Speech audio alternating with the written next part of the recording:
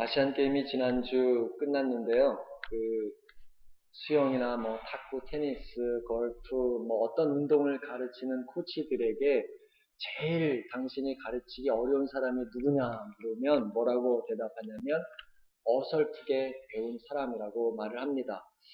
우리말에 선무당이 사람을 잡는다고 제대로 배우지 않아서 잘 못하면서도 괜히 목에 힘을 주고 자기가 제일 잘하는 것처럼 뻐기고 착각하는 그런 사람들을 여러분은 주변에서 보았을 것입니다.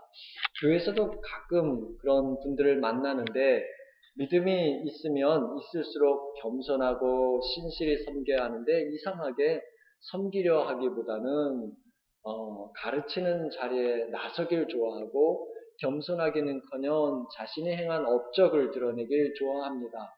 그러면서 마치 자신의 믿음이 제일 좋은 걸로 착각하는 분들이 있습니다. 오늘 우리가 읽은 말씀에서 보면 하나님 대신으로 금송아지를 만들었던 이스라엘 백성들도 자신들을 구원하신 그 하나님을 잊어버리고 자기의 만족을 위해 금송아지를 만들고는 거기다 절하며 예배를 드리죠. 그러면서도 자신들이 드리는 예배가 제일이라고 착각을 하는 것입니다. 이런 백성들을 위해 하나님께 모세가 엎드린 것이지요. 저는 오늘 금송아지 이야기를 통해 저와 여러분이 어떻게 새로운 역사를 쓸 수 있을지를 생각해 보고자 합니다. 진정으로 우리의 삶이 달라지길 원한다면 먼저 우리 자신이 누구인지를 알아야 합니다. 구약시대 때 사람들은 자기 지은 죄를 속죄받기 위해서는 제사장에게 나아갔지요. 갈 때 빈손으로 가지 않고 자기 형편에 따라서 숫소나 숫양이나 그런 형편이 안 되면 비둘기를 데리고 갔습니다. 그 동물을 끌고 제사장 앞에 가서는 그 동물의 머리에 자기의 손을 얹어 안수합니다. 그래서 자신이 지은 죄가 동물에게 옮겨가게 한 것이죠. 그러면 제사장은 마땅히 형벌을 받아야 될 나를 대신해 그 동물을 죽여서 하나님께 속죄 예배를 드렸던 것입니다. 하지만 신약시대에 와서는 그런 동물 제사가 더 이상 필요하지 않았습니다. 왜냐하면 죄로 말미암아 하나님께 나아갈 수 없던 우리들을 위해 하나님은 당신의 아들 예수에게 우리의 죄를 다 옮기셨고요. 십자가에서 우리를 대신해서 죄값을 치르게 하셨기 때문입니다. 이 예수 그리스도의 보혈로 말미암아 우리는 죄에서 용서함 받고 다시금 하나님의 자녀가 되었던 것이죠. 예수님이 피 흘려 돌아가실 때 그 성전의 휘장이 아래에서 위로 이렇게 찢어졌는데 그것은 우리 사람의 입장에서 생각해 보면 이제 그리스도 예수의 피로 말미암아 죄로 막혀있던 하나님께로 가는 길이 활짝 열렸다라는 것이고요. 하나님 편에서는 하나님께서 친히 우리에게 오실 수 있는 길이 열렸다라는 것이죠. 그래서 누구든지 주님의 이름을 부르는 사람은 구원을 얻게 됩니다. 어떤 인생이든지 예수 그리스도가 나의 주님이심을 믿고 고백하는 사람은 영생을 얻게 되는 것입니다. 이것이 바로 우리가 받은 은혜인 것이죠. 그런데 문제는 이스라엘 백성이 하나님께서 구원의 길을 열어주시는 그 은혜를 경험했습니다만 그것을 새까맣게 잊어버린 것이죠. 그리고 자기 만족을 위해서 금송아지를 만들었습니다. 그 앞에 절하며 그것이 우리를 이집트의 종살이에서 해방시킨 하나님이라고 불렀다라는 것이죠. 우리는 여기서 왜 이스라엘 백성들이 이런 배반을 저질러서 실패하게 되었는지를 생각해 보아야 합니다. 그것은 앞날에 대한 불안과 두려움 때문이었습니다. 하나님과 백성들 사이를 연결해 주던 모세가요, 하나님을 만나러 산에 올라갔죠. 그런데 한참이 되어도 아무런 소식이 없었습니다. 죽었는지 다쳤는지 어떻게 되었는지 아는 사람이 없었습니다. 이제나 저제나 돌아올 때를 기다리던 백성들은 돌아올 시기가 훨씬 지났는데도 아무런 소식이 없자 앞으로 어찌해야 할지 겁이 생긴 것이죠. 예를 들면 우리가 깊은 산속에 들어가면 셀폰이 터지질 않습니다. 제 아무리 집에서 전화를 걸어도 연결이 되지 않습니다. 그러면 무슨 일이 생긴 건 아닌지 두려움이 생기지요. 밖에 나간 자녀가 돌아올 시간이 되어도 돌아오지 않거나 부모님이 아무런 연락 없이 집에 돌아오지 않을 때 자녀들이 느끼는 감정 역시 불안과 두려움이잖아요. 그런 점은 이스라엘 백성들도 같았습니다. 더구나 지금 백성들이 머문 곳은 광야였잖아요. 약속의 땅 가나안을 향해서 이민 보따리를 들고 가는 중이었습니다. 지금까지 모세가 하나님의 명령을 받아 자신들을 인도했는데 이제 모세도 없으니 자신들을 이끌 사람이 없고요. 하나님과 연락할 방법이 없다 여긴 것이지요. 백성들이 아론에게 금송아지를 요구한 이유가 이것 때문입니다. 하지만 모세를 대신해 그 자리에 있던 아론은 분명히 거절해야 했습니다. 그런데도 그가 거절하지 못한 것은 아론이 분명한 하나님 신앙을 갖지 못했기 때문이죠. 게다가 혹시라도 거절하면 백성들이 자신을 어찌해야 할까 두려운 마음에 그렇게 한 것입니다. 다른 말로 이걸 뭐라고 하냐면 협상이라고 하죠. 너 좋고 나 좋자라는 것이죠. 문제는 신앙에서 협상은 언제나 실패로 끝난다라고 하는 점이지요. 예를 들면 모세가 이집트 바로에게 찾아가서 우리 이스라엘 백성들이 3일 길 광야로 나가서 하나님을 예배할 테니 보내달라고 요청을 했습니다. 그때 바로는 처음에는 너희가 믿는 하나님을 내가 도저히 모른다며 거절했지요. 그러다가 재앙이 시작되자 나가서 예배하라고 하면서 뭐라고 합니까? 남자들만 나가서 예배하라 그러죠. 일종의 협상안을 내놓습니다. 그러다 재앙이 더 심해지니까 자녀들은 데리고 함께 갈 수 있지만 양과 소는 여기다 두고 가라고 타협판을 또 내놓습니다. 하지만 모세는 바로의 제안을 거절하죠. 하나님을 예배하는 데 있어서 남자든지 여자든지 어린이든지 그 어떤 누구도 빠져서는 안 되기 때문입니다. 그리고 동물도 데리고 가서 제물로 드려야 하기 때문에 다 함께 가야 한다고 이야기를 했지요. 모세는 이렇게 바로의 타협안을 받아들이지 않았습니다만 아론은 백성들의 겁박에 타협하게 된 것이죠. 믿음에 대한 확신이 없으면 타협하기 십상입니다. 내일 일은 하나님께 속한 것임을 인정하고 하나님께 맡겨야 하는데 믿음이 없으니까 그 내일에 대한 불안감을 없애고 어떻게든 자신들에게 찾아온 두려움을 해결하고자 자기들 마음대로 눈으로 볼 수 있는 송아지상을 만든 것이죠. 그리고 그 송아지 형상을 가리키며 이것이 우리를 이집트에서 데리고 나온 우리의 하나님이라고 한 것입니다. 이러니 하나님의 모습을 만들지 말라고 하는 십계명을 어긴 것이 된 셈입니다. 게다가 자신들이 만든 금송아지를 하나님이라고 단정한 꼴이 되었지요. 그래서 저절로 그것이 우상임을 자신들 입으로 증명한 셈이죠.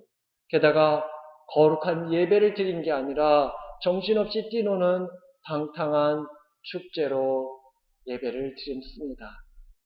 여러분 오늘 우리는 어떻습니까? 앞날에 대한 불안 때문에 하나님 적당히 믿어도 된다는 그 협상안에 사인을 하셨습니까? 예배 드리러 나올 때 어떤 타협안에 여러분은 사인을 하고 나왔습니까?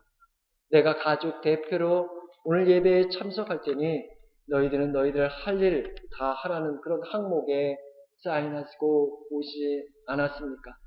예배 드릴 때 하나님께 대한 사모하는 마음도 없이 그저 한 시간 의자에 앉아 있으면 오케이라고 하는 항목에 사인하진 않았습니까?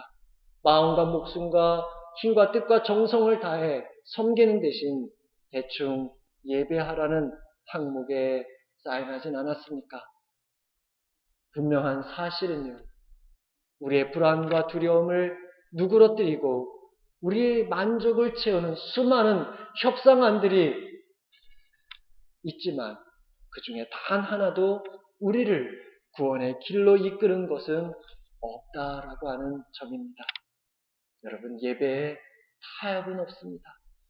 신앙에 협상은 없습니다. 왜냐하면 그런 타협은 우리를 실패로 이끌기 때문입니다. 생각해 보십시오. 오늘 금송아지 사건이 있기 전에 하나님이 이스라엘 백성들에게 십계명을 주셨지요.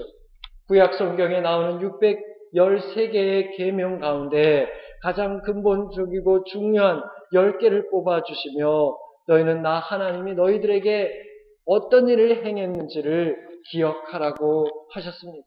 그런 이유는 그들을 종살이하던 노예에서 구원해서 자유인으로서 하나님을 섬기는 거룩한 제사장 나라, 거룩한 제사장 백성으로 세우기 위해서였습니다. 하나님의 구원하심에 대한 백성들의 마땅한 반응은 그 은혜를 기억하고 감사하는 것이죠. 하지만 이스라엘 백성들의 반응은 하나님의 은혜를 기억하는 대신 배반을 선택한 것입니다. 하나님은 당신을 믿지 못하고 배반한 이스라엘 백성에게 오늘 죄를 물으셨죠. 그리고 죄에 대한 책임을 지게 했습니다. 이런 상황의 심각성 때문에 모세가 지금 하나님께 엎드린 것입니다. 여러분, 모세가 하나님께 무엇을 기도했습니까? 그는 하나님께서 이스라엘 백성들에게 하신 일과 약속하신 말씀을 일깨워 드렸습니다. 이스라엘은 하나님께서 이집트에서 건져낸 하나님의 백성이지 저의 백성이 아닙니다. 그런 백성을 심판하게 되면 이집트 사람들에게는 이스라엘 백성을 구원해낸 하나님의 이름, 당신의 이름이 욕먹게 됩니다. 큰 민족을 이루어 주겠노라고 조상들에게 약속해 주셨었는데 그걸 이제 와서 뒤집는다고 한다면 어떻게 되겠습니까? 부디 이 재앙을 거두어 주시길 간청한 것입니다. 모세는 하나님께서 그들에게 하신 일과 약속하신 말씀을 기억나도록 하나님께 요청을 했습니다. 모세의 간절한 요청에 하나님은 당신의 백성을 심판하겠다고 작정했던 마음을 바꾸시죠. 14절은 이렇게 이야기합니다. 여호와께서 그 뜻을 돌이키사 말씀하신 화를 그 백성에게 내리지 아니하시니라. 저는 이 대목이 마음에 와닿습니다. 하나님께서 재앙을 거두시기로 마음을 바꾸셨다라는 이것이 우리에게 은혜가 아니겠습니까? 하나님께서 마음을 바꾸지 않는다고 한다면 우리가 어떻게 재앙을 피할 수 있었겠습니까?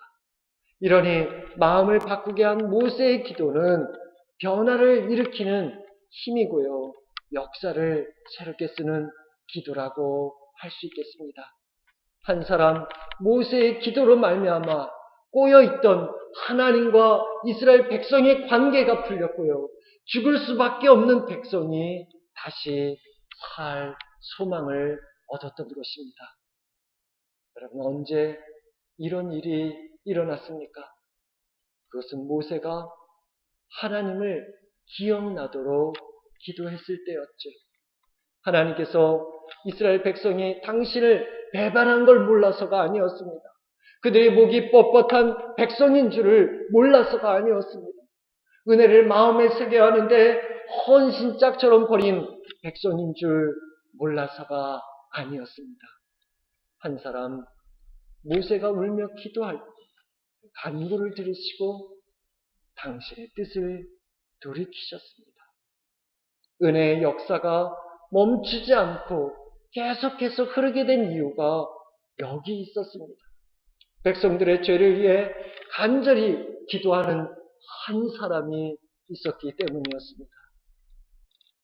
그렇습니다. 우리는 아니지만, 우리는 자격 없지만, 우리는 배반했지만, 누군가 우리를 위해 기도하는 한 사람이 있다는 이 사실이 저와 여러분에게 은혜인 줄 믿으시기 바랍니다. 누군가 날 위하여 누군가 기도하네. 내가 홀로 외로워서 마음이 무너질 때 누군가 날 위해 기도하네. 오늘 저와 여러분은 어떻습니까? 진정으로 여러분 삶의 가정에 변화를 만들길 원하십니까? 하나님의 구원의 역사가 여러분의 삶을 통해 가정과 교회에 흐르길 원하십니까? 그러면 하나님께서 뜻을 돌이키도록 기억나게 하는 한 사람이 되어야 하지 않겠습니까? 이사야 62장 6절에 너희 여호와로 기억하시게 하는 자들아 너희는 쉬지 말며 하나님으로 쉬지 못하시게 하라 그랬습니다. 여러분은 사랑하는 가족의 형편을 보면서 하나님의 약속을 기억시키려고 울며 기도해 보신 적이 있습니까? 우리 안에 하나님의 머무시는 성전이 무너져 가는데 그 형편을 바라보며 하나님께서 하신 말씀을 이끌어 드리려고 있느냐 하는 것이죠. 여러분, 우리가 누구입니까? 사실 저와 여러분 모두는 구원의 실패자였잖아요. 우리 힘과 지식으로는 도저히 구원받을 수 없었잖아요. 우린 자경비덜이었죠. 아니, 구원의 정원에 달아볼 가치조차 없었던 존재였습니다. 하지만 우리를 불쌍히 여기고 가치 있게 만드시는 하나님의 간절함은 우리의 처지를 보시고 아파하시며 안타깝게 여겨서 예수 그리스도를 내세워서 우리 대신 울게 하시고 우리 대신 고난받게 하시고 우리 대신 죽게 했습니다. 하나님의 간절한 이 사랑 때문에 저와 여러분은 하나님의 백성이 되었고 거룩한 자녀가 되었습니다. 지금도 성령은 말할 수 없는 탄식으로 우리를 위해 기도하고 계십니다. 이것이 우리가 받고 있는 은혜입니다. 지금까지 우리에게 은혜가 흐른 이유가 이것 때문입니다. 그러니 이것을 기억하고 자격 미달인 우리의 가족을 위해서 기도하는 한 사람이 되어야 하는 것입니다. 여전히 구원의 길에 들어서길 거부하는 그 사람을 위해서 간절히 대신 울며 기도하는 한 사람이 우리가 되어야 하지 않겠습니까? 여리고성에 살았던 바디메오를 생각해 보십시오. 그는 사람들에게 주목받지 못하는 실패자였습니다. 금송아지를 만들었던 이스라엘 백성이야 자신들이 실패를 선택했지만 바디메오는 아니었습니다. 그렇습니다.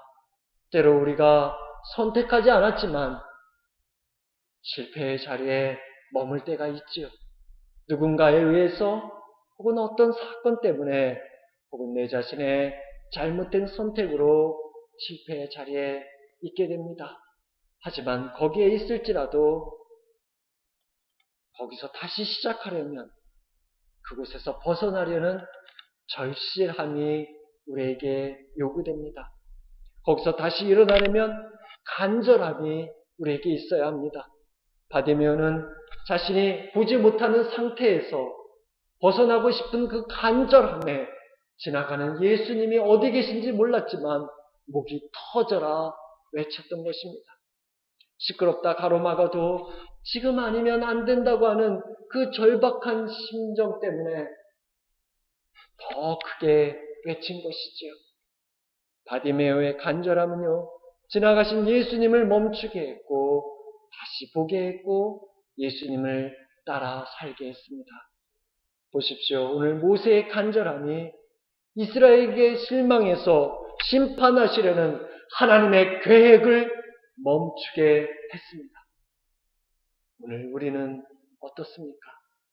이런 간절함이 있습니까?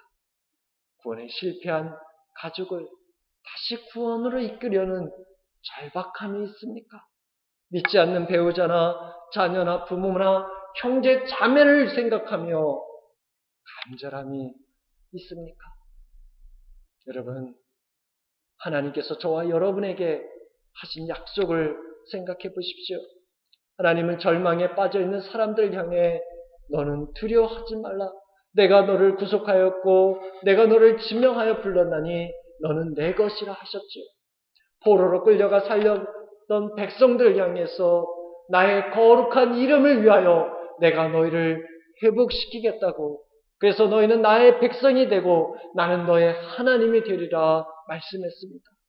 아무런 소망을 갖지 못하고 마른 뼈 같은 상황에 있던 사람들에게 내가 생기로 너희에게 들어가게 하리니 너희가 살아나리라 했습니다.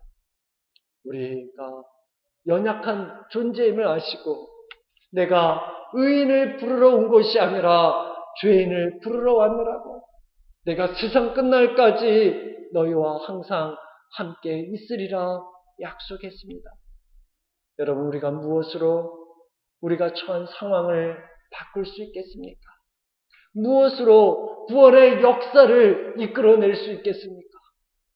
그것은요, 하나님께서 하나님의 자녀를 위해 하신 이 말씀, 교회에 대해 하신 약속을 쉬지 않고 일깨워 드리는 것임을 믿으시기 바랍니다. 우리 가운데는 지금껏 생각은 했지만 하지 못한 분들이 있을 것입니다. 그러나 이 말씀을 기억하고 하나님께 대신 엎드릴 때 하나님께서 일하시는 줄 믿으시기 바랍니다. 우리 가운데는 지금껏 하신 분들이 있을 것입니다. 여러분이 하나님을 기억나도록 드린 기도마다 하나님께서 이미 값을 치르셨음을 믿으시기 바랍니다. 우리 눈에 여전히 실패밖에 보이지 않는다고 해도 용기를 내시기 바랍니다. 여러분이 생각하는 것보다 훨씬 더 큰 미래가 여러분 앞에 배달될 것입니다. 왜인 줄 아십니까? 어떤 환경에 있든지 구원자이신 예수 그리스도를 믿고 그 앞에 엎드리는 사람을 하나님은 결단코 부끄러움 당하게 내버려 두지 않으시기 때문입니다. 여호와를 앙망하는 자는 새 힘을 얻습니다. 하나님은 자기에게 간구하는 모든 자, 곧 진실로 간구하는 모든 자에게 가까이 하십니다. 이제 우리도 언약을 기억해달라고 간구하는 한 사람의 대열에 동참해야 하겠습니다. 그래서 여기 이곳에 우리의 가정에 우리의 삶에 이 지역에 하나님의 역사가 불일들 일어나도록 하나님으로 하여금 기억나게 해야 하겠습니다. 그래야 여러분의 삶과 가정과 교회에 변화가 일어나서 하나님의 구원의 역사가 흘러넘쳐 나는 그런 은혜를 체험하는 저와 여러분 되기를 주의 이름으로 축원합니다.